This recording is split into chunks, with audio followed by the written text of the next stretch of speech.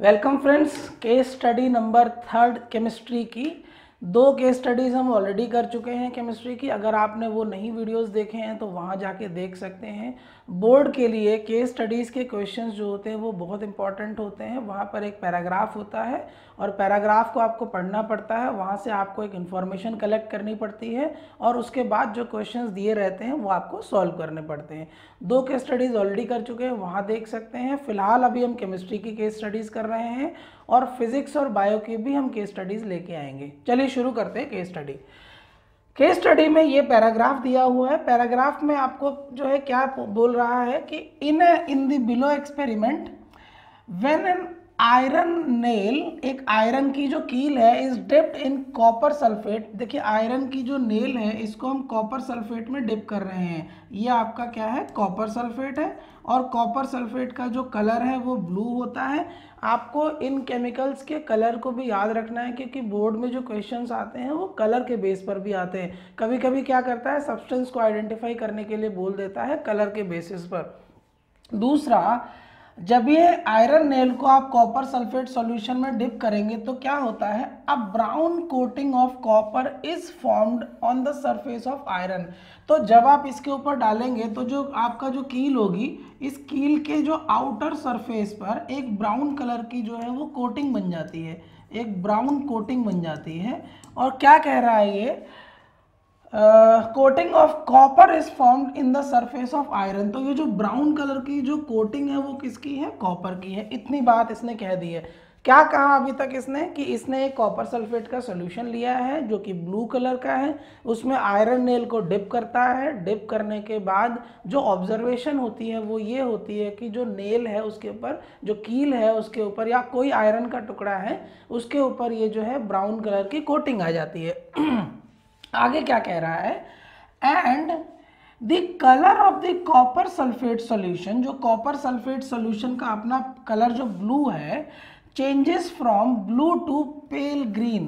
तो आप देखिए क्या हो रहा है, इस तरीके से यहाँ पर देखिए जो कॉपर सल्फेट का ब्लू कलर है वो किस में चेंज हो गया है, ग्रीन में चेंज हो गया है। और ये कील जो इसमें डाली है आप उसके ऊपर देखिए ब्राउन कलर की कोटिंग आ गई है। आगे क्या बोल रहा है, the reaction shows that iron is more reactive than copper. देखिए इस रिएक्शन में जो स्टेटमेंट है उस स्टेटमेंट में आपको बता दिया गया है कि आयरन कॉपर से ज़्यादा रिएक्टिव है, ठीक है ना। तो यहाँ पर मेरे को कितनी इन्फॉर्मेशन दे दी है ये देखते हैं जरा, एक बार इन्फॉर्मेशन कलेक्ट कर लीजिए।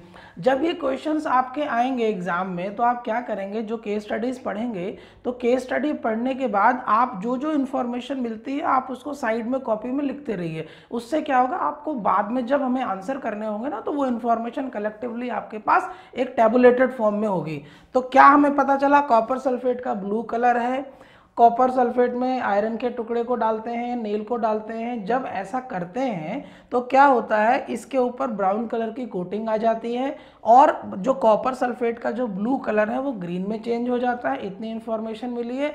दूसरा ये बोल रहा है कि जो आयरन है वो ज़्यादा रिएक्टिव है, क्यों, because it displaces copper from the copper sulphate. ये क्या कर रहा है, इस रिएक्शन में क्या हो रहा है, डिस्प्लेसमेंट रिएक्शन शो हो रहा है। तो देखिए डिस्प्लेसमेंट रिएक्शन कैसे होगा, कॉपर सल्फेट इसका आयरन के साथ रिएक्शन किया है, आयरन का रिएक्शन करने के बाद जो है FeSO4 बना देगा प्लस आपको कॉपर बना देगा। ये FeSO4 जो है ये हमारा ग्रीन कलर का है, ये हमारा ग्रीन कलर का है, ये हमारा ब्लू कलर का है, ठीक। और जो कॉपर है जो हमारा कैसा है, ब्राउन कलर का है। इसकी कोटिंग हमें उस नेल के उस आयरन सरफेस के ऊपर देखने को मिलती है। ये इंफॉर्मेशन हमको यहाँ से मिलती है। अब करते हैं इसके क्वेश्चंस। क्वेश्चंस देखिए, सबसे पहले देखिए the equation Cu + XHNO3 CuNO3 whole twice gives plus YNO2 और 2H2O।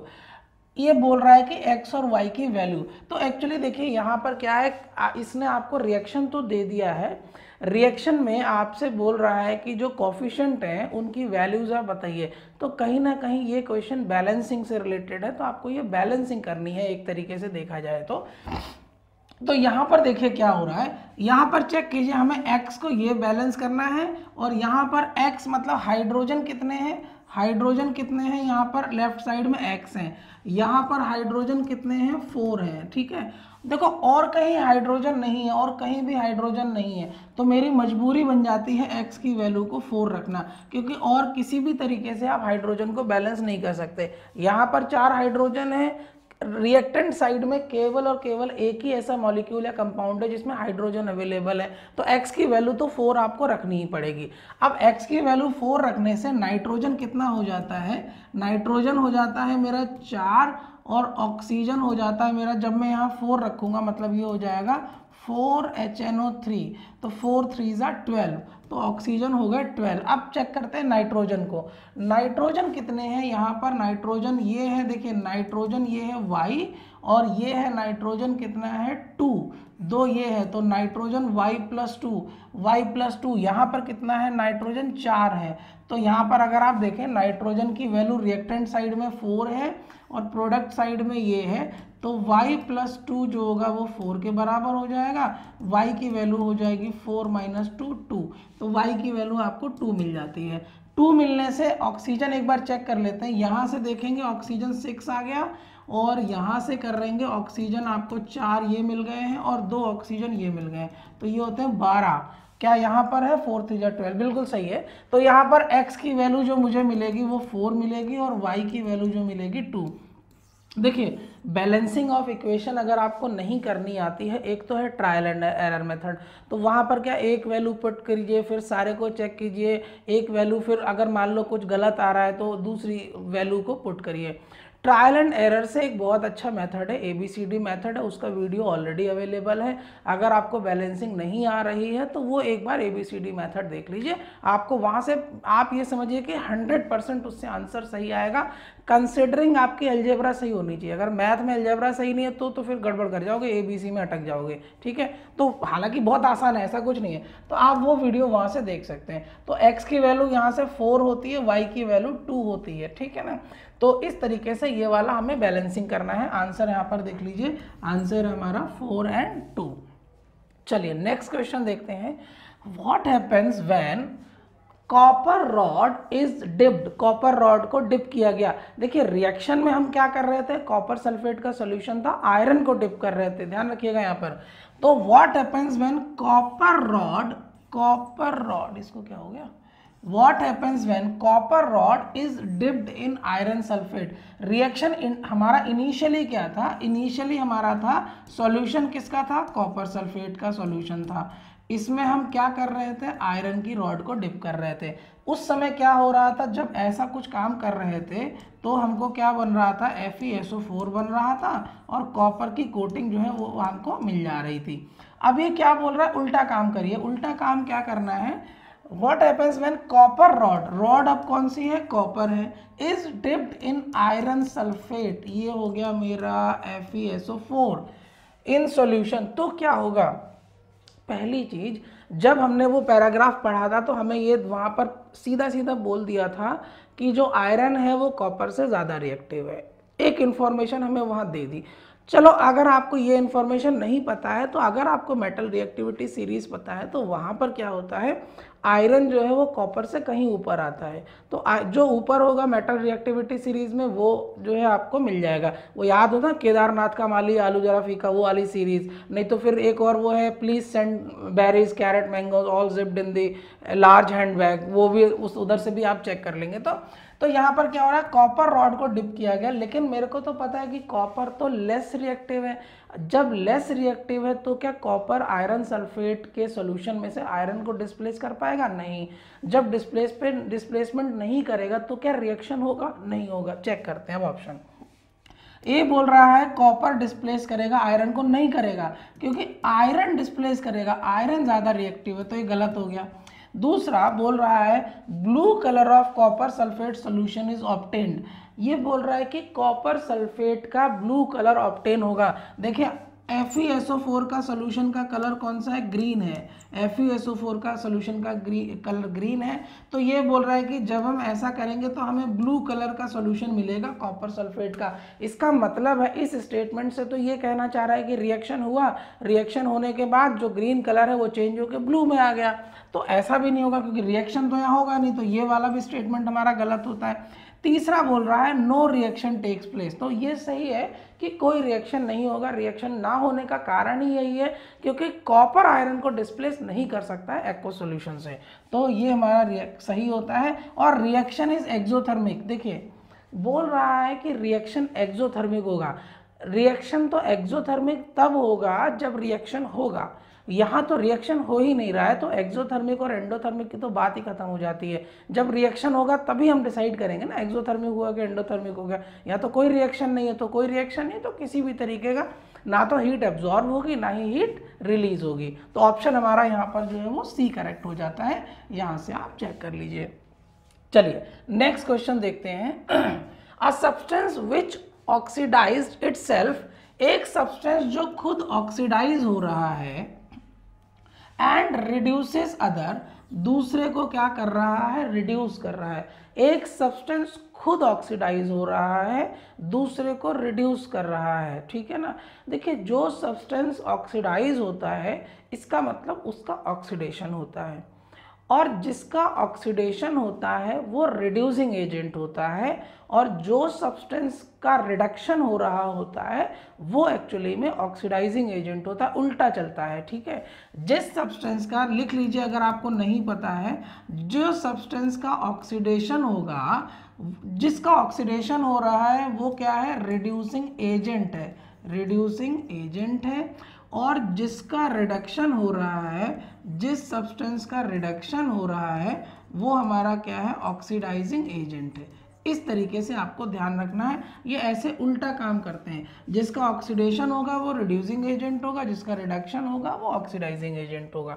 तो बोल रहा है कि एक सब्सटेंस जो खुद ऑक्सीडाइज हो रहा है, इसका मतलब ये जो सब्सटेंस है खुद का ऑक्सीडेशन कर रहा है, दूसरे को रिड्यूस कर रहा है, मतलब दूसरे को रिडक्शन कर रहा है, दूसरे का रिडक्शन हो रहा है, इज नोन एज, ऐसा सब्सटेंस जिसका ऑक्सीडेशन, तो ये हो जाएगा मेरा रिडक्शन, रिड्यूसिंग एजेंट। जिसका ऑक्सीडेशन होगा उसको हम बोलेंगे रिड्यूसिंग एजेंट, और जिसका रिडक्शन होगा वो मेरा हो जाएगा ऑक्सीडाइजिंग एजेंट। तो आपको तो इसके बारे में पूछा है कि एक ऐसा सब्सटेंस जो खुद ऑक्सीडाइज हो रहा है, तो जो खुद ऑक्सीडाइज होगा वो रिड्यूसिंग एजेंट की तरह बिहेव करेगा। चलिए चेक कर लीजिए यहाँ से, reducing agent reduce the other substance and in turn get oxidized, ठीक है ना। तो reducing agent दूसरे को जो है वो क्या करते हैं? reduce। चलिए नेक्स्ट क्वेश्चन देखते हैं। चलिए यहाँ पर जिन लोगों को ऑक्सीडेशन और रिडक्शन में कोई दिक्कत है समझने में, मैं एक बार उसका क्विक रिव्यू करा देता हूँ। जैसे ये हमारा रिएक्शन रहा Fe2O3, ये Fe2O3 है और यहाँ पर एल्यूमिनियम के साथ रिएक्ट हुआ है और आपको बना रहा है Al2O3 और आपको बनाता है ये आयरन, ठीक है। देखिए यहाँ पर जो Fe2O3 है इसमें से क्या हुआ है? ऑक्सीजन रिमूव हो गया है, ठीक है। ऑक्सीजन यहाँ से क्या हो गया? रिमूव हो गया है। और एल्यूमिनियम को देखेंगे तो इसमें ऑक्सीजन ऐड हो गया है। जहाँ पर प्लस ऑक्सीजन हो जाए, यहाँ पर तो रिमूव हुआ है, माइनस हुआ है, तो ये होता है मेरा रिडक्शन, ये हो गया मेरा रिडक्शन। और एल्यूमिनियम में ऑक्सीजन प्लस हुआ है, इसका मतलब इसका हो गया है ऑक्सीडेशन, राइट। दूसरा, अगर आप देखें जो रिडक्शन होगा उसको हम क्या बोलते हैं? ऑक्सीडाइजिंग एजेंट बोलते हैं। क्यों बोलते हैं ऑक्सीडाइजिंग एजेंट? देखिए एजेंट क्या करता है? किसी काम को या किसी दूसरे की वो हेल्प करता है उसका काम बनने के लिए। जैसे जॉब का कह रहा हूँ, जैसे मान लीजिए कि रूम ढूंढने जाते हैं रेंट पर किसी बड़े शहर में, तो वहाँ पर क्या ऐसे नहीं मिलता है। वहाँ पर प्रॉपरली जो है वो प्रॉपर्टी डीलर होते हैं, रियल एस्टेट एजेंट होते हैं, वो क्या करते हैं? आपको रूम दिलाते हैं। तो रूम आपको चाहिए लेकिन वो आपकी हेल्प करा रहे हैं। तो यहाँ पर एल्यूमिनियम को ऑक्सीजन चाहिए तभी तो Al2O3 बनेगा, लेकिन एल्यूमिनियम को ऑक्सीजन तभी मिलेगा जब आयरन उसको ऑक्सीजन को छोड़ेगा। तो एल्यूमिनियम के ऑक्सीजन लेने में या एल्यूमिनियम के ऑक्सीडेशन के लिए Fe2O3 जो है वो ऑक्सीजन को प्रोवाइड करवा रहा है, तो ये इसके लिए ऑक्सीडाइजिंग एजेंट हो जाता है। इसी तरीके से Fe2O3, अभी Fe2O3 का रिडक्शन हो रहा है, ठीक, लेकिन इसके रिडक्शन होने के लिए ऑक्सीजन किसी को लेनी चाहिए, तो ऑक्सीजन कौन, Al2O3 ले रहा है, तो ये मेरा हो जाता है रिड्यूसिंग एजेंट। इस तरीके से ये काम करते हैं, रिड्यूसिंग एजेंट। तो यहाँ पर बोल रहा है Fe2O3 प्लस एल्यूमिनियम, Al2O3 और iron. The above reaction is an example of combination है, डबल डिस्प्लेसमेंट है, डिकम्पोजिशन है या डिस्प्लेसमेंट है। देखिए कॉम्बिनेशन रिएक्शन ये हो सकता है क्या, कॉम्बिनेशन रिएक्शन की डेफिनेशन ये कहती है कि दो या दो से ज़्यादा सब्सटेंसेस मिलके एक सिंगल सब्सटेंस बनाएंगे। तो क्या यहाँ सिंगल सब्सटेंस है, नहीं, तो कॉम्बिनेशन रिएक्शन नहीं होगा। डबल डिस्प्लेसमेंट रिएक्शन में आते हैं, तो डबल डिस्प्लेसमेंट रिएक्शन की कंडीशन क्या है कि दोनों ही जो रिएक्टेंट हैं वो दोनों ही एक्वस स्टेट में होने चाहिए, लिक्विड स्टेट में होने चाहिए, ठीक है, और दोनों ही आयनिक कंपाउंड होने चाहिए। तो यहाँ पर तो ये आयनिक नहीं है, इंडिविजुअल सॉलिड कंपोनेंट है, तो ये वाला डबल डिस्प्लेसमेंट भी नहीं होगा। डिकम्पोजिशन रिएक्शन क्या कहता है कि सिंगल कंपोनेंट या सिंगल कंपाउंड होना चाहिए और वो दो या दो से ज़्यादा डिफरेंट सब्सटेंसेस में टूट जाए। तो यहाँ पर तो दो है राइट, तो डिकम्पोजिशन में रिएक्टेंट एक होना चाहिए, तो ये डिकम्पोजिशन भी नहीं होगा। डिस्प्लेसमेंट देखते हैं, आयरन ने क्या किया है, एल्यूमिनियम के साथ रिएक्ट किया है, एल्यूमिनियम ने आयरन को हटा दिया है और एल्यूमिनियम ने ऑक्सीजन के साथ जगह बना ली, आयरन बाहर हो गया, तो इसका आंसर हो गया हमारा डिस्प्लेसमेंट रिएक्शन। तो इस तरीके से जो है रिएक्शंस जो है आइडेंटिफाई करने के लिए भी आ जाते हैं। तो इसका आंसर जो है वो हमारा डी हो गया, डिस्प्लेसमेंट रिएक्शन। चलिए नेक्स्ट क्वेश्चन देखते हैं। Name the products formed when iron fillings are heated with dilute HCl। देखिए आयरन फिलिंग का मतलब है लोहे के छोटे छोटे टुकड़े, उनका पाउडर फॉर्म में, चूरा या छोटे छोटे जो है पार्टिकल्स। तो आयरन जो भी पार्टिकल होंगे वो सॉलिड फॉर्म में होंगे। इसको हम हीट करते हैं किसके साथ, डाइल्यूट HCl के साथ। देखिए डाइल्यूट HCl का मतलब है ये एक्वस स्टेट में है, ठीक। ये बोल रहा है कि इसको हम हीट करते हैं तो क्या आपको प्रोडक्ट मिलता है।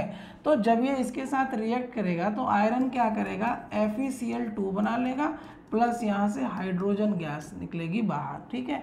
तो यहाँ पर क्या हो गया, आपका FeCl2 प्रोडक्ट बनता है। तो बोल रहा है कि आपको प्रोडक्ट बताने हैं formed when an iron filings are heated with dilute. तो क्या ये जो है कॉम्बिनेशन जो है रिएक्शन इसका है, आई थिंक इसमें ये क्वेश्चन गलत है। ये पूछ रहा है नेम द प्रोडक्ट फॉर्म, तो प्रोडक्ट तो बता दिए हैं। अगर हम इसको देखते हैं तो ये डिस्प्लेसमेंट रिएक्शन है, तो आई थिंक ये इसका आप देख लीजिए एक बार। आयरन जो है HCl के साथ रिएक्ट करके FeCl बनाता है, तो ये हमारा सिंगल डिस्प्लेसमेंट रिएक्शन है, तो डी वाला ऑप्शन ही सही हो जाता है इसमें। हालांकि यहाँ पर कुछ गलत है, ये प्रोडक्ट नहीं होना चाहिए, प्रोडक्ट होता तो आपको ये ऑप्शंस दिए होते, ठीक है ना। तो नेम द प्रोडक्ट ना होके नेम द रिएक्शन होगा यहाँ पर, name the type of reaction, तो भी ये बनता है सॉल्यूशन, ठीक है। चलिए तो ये हमारा जो है केस स्टडी नंबर 3 है। इसके बाद हम एक और केस स्टडी लेके आएंगे जो रिलेटेड होगी इसी से, केमिस्ट्री से। अभी फिलहाल हम केमिस्ट्री की केस स्टडीज़ करेंगे, लगभग हम 8-10 केस स्टडीज़ कर लेंगे, फिर हम सोचेंगे बायो और फिजिक्स के बारे में। तो चलिए मिलते हैं नेक्स्ट लेक्चर।